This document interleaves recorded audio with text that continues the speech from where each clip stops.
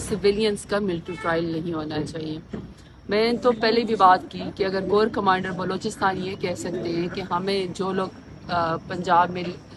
बलूचिस्तान में लिबरेशन की बातें कर रहे हैं या फसादी हैं और हम उनके साथ टेबल टॉक पे बात कर सकते हैं, तो ये जो हमारी मिलिट्री कोर्ट्स में नौजवान थे यहाँ पे भी बात हो सकती थी कि इनमें कुछ बैरिस्टर्स हैं, इनमें कुछ इंजीनियर्स हैं, कुछ सोशल मीडिया एक्टिविस्ट हैं, पढ़े लिखे नौजवान हैं। तो हम ये भी हमारे कौम के बच्चे थे, हम इनके साथ बात कर सकते थे, कोई वे आउट निकाला जा सकता था। हो सकता है इससे कुछ गलती हुई हो, लेकिन ये कि इस तरह सजाएं देके बहुत मुश्किल था।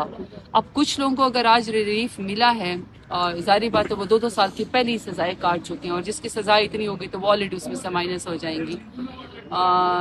सिर्फ मेरा मतलब ये है कि अगर बलूचिस्तान के हम ये कह रहे हैं कि जिन लोगों ने पंजाब का आईडी कार्ड देके 27 लोगों को कौमी शाहराह पे गोलियां मारी थी, तो यहाँ पे भी मेन स्ट्रीम पॉलिटिक्स में हम बात कर सकते थे, नौजवानों को मेन स्ट्रीम उसमें लेकर आ सकते हैं, कौमी धारे में देखिए, क्योंकि हम और आप सब ने मुल्क के लिए ही सोचना है। तो अगर जिनको कुछ रिलीफ मिल रहा है, सबको रिलीफ मिलना चाहिए, क्योंकि देखिए एटीसी कोर्ट्स काम कर रही हैं, सेशन जजेस काम कर रहे हैं, सुप्रीम कोर्ट और हाई कोर्ट इस वक्त मौजूद है।